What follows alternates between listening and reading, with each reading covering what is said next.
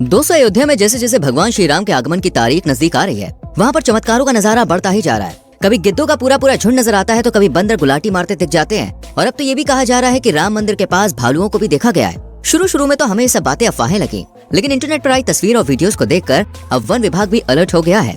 और दोस्तों, जब बात हो रही है कि जीवित रूप में देवता अयोध्या आ रहे हैं, तो उसमें एक और घटना का नाम जुड़ जाता है जो अपने आप में अविश्वसनीय है, जहां बजरंगबली साक्षात अयोध्या में प्रकट होते हैं और पूरे अयोध्या की जान बचाते हैं। जी हाँ दोस्तों, ये घटना सुनने में जितनी ही फिल्मी लग रही है, इसकी सच्चाई उतनी ही ज्यादा हैरान करने वाली है, जिसके बारे में आज हम आपको विस्तार से बताएंगे। बस हमारे संग वीडियो में बने रहिए। दोस्तों, हम आपको आज जिस घटना के बारे में बताने जा रहे हैं वो इतनी ज्यादा अद्भुत है कि उस पर फिल्म भी बनाई जा चुकी है, जहाँ हनुमान जी को साक्षात देखा गया। अगर उस वक्त हनुमान जी दर्शन ना देते तो पूरा शहर बम के धमाके से दहल उठता, लेकिन एंड वक्त पर हनुमान जी ने दर्शन देकर न सिर्फ अपने भक्तों की जान बचाई, बल्कि ये साबित भी कर दिया कि चिरंजीवी हनुमान जी आज भी पृथ्वी पर मौजूद हैं। दोस्तों, ये घटना है 1998 की। हर रोज की तरह ही हनुमानगढ़ी के सामने काफी भीड़ नजर आ रही थी। पूरी जगह लोगों से खचाखच भरी हुई थी। हजारों की संख्या में लोग आ रहे थे और हनुमान जी के दर्शन कर रहे थे। हालांकि भीड़ इतनी थी कि लोग मंदिर में ज्यादा देर टिक नहीं रहे थे। लोग आते, दर्शन करते और चले जाते। तभी पुलिस को हनुमानगढ़ी वाली गली में एक जीप खड़ी हुई दिखती है। शुरुआत में तो पुलिस को ऐसा लगता है कि शायद कोई व्यक्ति दर्शन करने के लिए आया होगा और इसलिए उसने यहाँ पर जीप खड़ी करी है। यही सोचकर पुलिस ने ज्यादा प्रतिक्रिया नहीं करी। लेकिन 1 घंटा गुजरता है, 2 घंटा गुजरता है, फिर भी जीप को लेने कोई नहीं आता है। जब ज्यादा समय बीतता है तो पुलिस सतर्क हो जाती है और तुरंत ही जीप को लेकर थाने चली जाती है। पुलिस स्टेशन पहुंचते ही सुरक्षा पूर्वक जीप की तलाशी करी जाती है। जीप के अंदर ज्यादा कुछ तो नहीं मिलता, लेकिन उसमें एक मोटर प्राप्त होती है। ये पानी निकालने वाली मोटर थी, जिसे आम भाषा में हम टुल्लू भी कहते हैं। पुलिस वाले जैसे ही मोटर को खोलते हैं, उसके अंदर से कुछ पाउडर जैसा मिलता है। पुलिस को कुछ भी समझ में नहीं आता है, इसलिए तुरंत ही स्पेशल टास्क फोर्स यानी कि STF को बुलाया जाता है। उस समय स्पेशल टास्क फोर्स को लीड करने की जिम्मेदारी इंस्पेक्टर अविनाश मिश्रा के कंधों पर थी। ये बहुत ही जाने माने इंस्पेक्टर थे, जिन्होंने 150 से भी ज्यादा एनकाउंटर किए हैं। ये बहुत ही खतरनाक पुलिस वाले थे, जिनकी आंखों से कोई भी मुजरिम बच नहीं पाता था।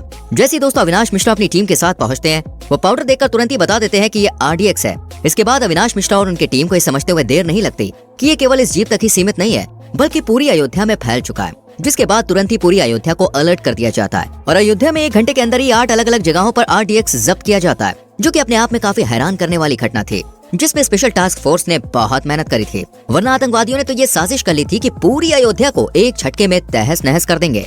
कुछ पल के लिए सबको लगने लगा कि बॉस खतरा टल गया, लेकिन इंस्पेक्टर अविनाश मिश्रा को लग रहा था कि जीप हनुमानगढ़ी के पास मिली है तो कहीं न कहीं वहाँ भी RDX रखा गया होगा। इसके बाद स्पेशल टास्क फोर्स की पूरी टीम हनुमानगढ़ी की तलाशी में जुट गई, लेकिन बहुत हाथ पैर मारने के बावजूद उन्हें कुछ भी नहीं मिलता। सभी लोग थक हार के बैठ जाते हैं, लेकिन तभी एक शख्स STF टीम के कपड़े पहने हुए काफी देर बाद मंदिर से बाहर निकलते हुए दिखाई देता है, जिसे देखकर अविनाश मिश्रा तुरंत समझ जाते हैं कि ये टीम का हिस्सा नहीं है, क्योंकि उसे किसी ने भी आज तक नहीं देखा था। इसलिए अविनाश मिश्रा जैसे ही STF के कपड़े पहने उस शख्स को आवाज देते हैं, वो भागना शुरू कर देता है। इसके बाद ये समझते हुए देर नहीं लगती कि वो टीम का मेंबर नहीं बल्कि एक आतंकवादी है।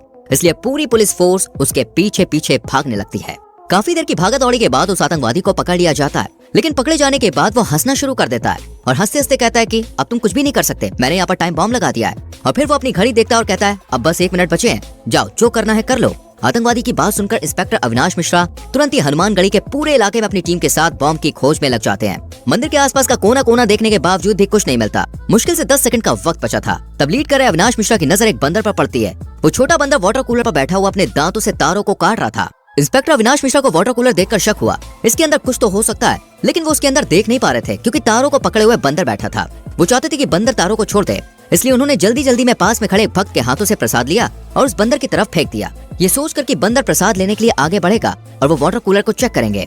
लेकिन प्रसाद मिलने के बावजूद बंदर उसे छूता भी नहीं है, बल्कि वो तुरंत ही वहाँ से भाग जाता है। अविनाश मिश्रा अपने साथ खड़े बम निरोधक दस्ते को वाटर कूलर के पास जाने के लिए कहते हैं और जैसे ही वो शख्स वाटर कूलर के पास पहुँचता है, वो जोर से चिल्लाता है। उसकी चीख इतनी तेज थी कि सभी का ध्यान वाटर कूलर पर चला जाता है। वो शख्स जोर से चिल्लाता हुआ कहता है, अरे ये तो टाइम बॉम्ब है। ये बात इतनी बड़ी थी कि स्पेशल टास्क फोर्स की टीम के साथ साथ वहाँ मौजूद भक्त भी हक्के बक्के रह जाते हैं। जो लोग वहाँ पे खड़े थे उन्हें समझाया गया, लेकिन उतनी ही देर में वो शख्स फिर से चिल्लाता है और कहता है, अरे सर ये तो 3 सेकंड पर रुक चुका है।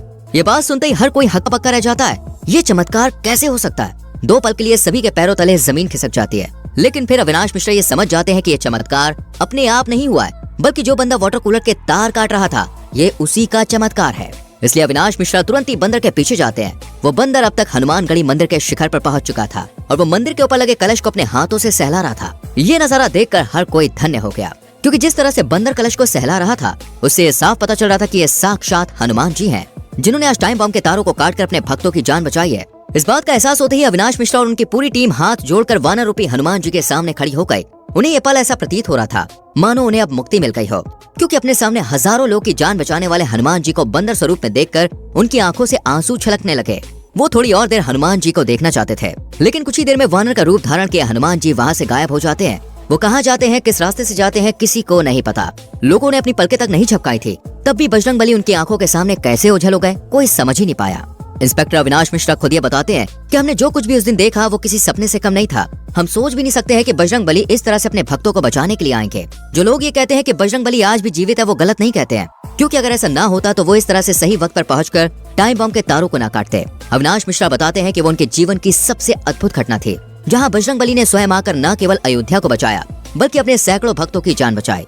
ये वाकई में दोस्तों अविश्वसनीय, अकल्पनीय और अद्भुत घटना थी। और वैसे भी अपने प्रभु श्री राम की नगरी अयोध्या में तो बजरंगबली कुछ गलत होने दे ही नहीं सकते। दोस्तों, इंस्पेक्टर अविनाश मिश्रा और उनके जीवन से जुड़ी ये घटना इतनी ज्यादा मशहूर हो गई थी, खासतौर पर उनके ऊपर एक वेब सीरीज भी बनाई गई जिसका नाम भी इंस्पेक्टर अविनाश रखा गया। और इस फिल्म में हनुमान जी वाली अद्भुत घटना का जिक्र साफ साफ देखने को मिलता है, जिसे आप विस्तार से फिल्म के अंदर भी देख सकते हैं कि पूरी घटना कैसे घटित हुई थी। और दोस्तों, ये तो केवल एक घटना थी जिसके साक्षात प्रमाण हमारे सामने है, वरना तो न जाने ऐसी कितनी घटनाएं घटी होंगी जिसमें हनुमान जी स्वयं आकर अपने भक्तों की जान बचाते होंगे और उनके कष्टों को दूर करते होंगे। और अब तो अयोध्या में भगवान राम का आगमन हो रहा है, उनकी प्राण प्रतिष्ठा हो रही है, तो हनुमान जी भला कैसे पीछे रह सकते हैं। वो तो अपने प्रभु का स्वागत करने के लिए जरूर आएंगे और इस तरह के अद्भुत और विश्वसनीय चमत्कार दिखाते रहेंगे, क्योंकि जब से राम मंदिर के उद्घाटन की तारीख सामने आई है तब से वहाँ कई सारी अद्भुत घटनाएं देखने को मिल रही हैं। बाकी दोस्तों, आज के लिए बस इतना ही। अगर आप भी हमारी तरह हनुमान जी के भक्त हैं तो कमेंट सेक्शन में जय श्री राम लिखना मत भूलिए। और इस तरह की वीडियोस देखते रहने के लिए वीडियो को लाइक और शेयर करके चैनल को सब्सक्राइब करें और बेल आइकॉन प्रेस करें,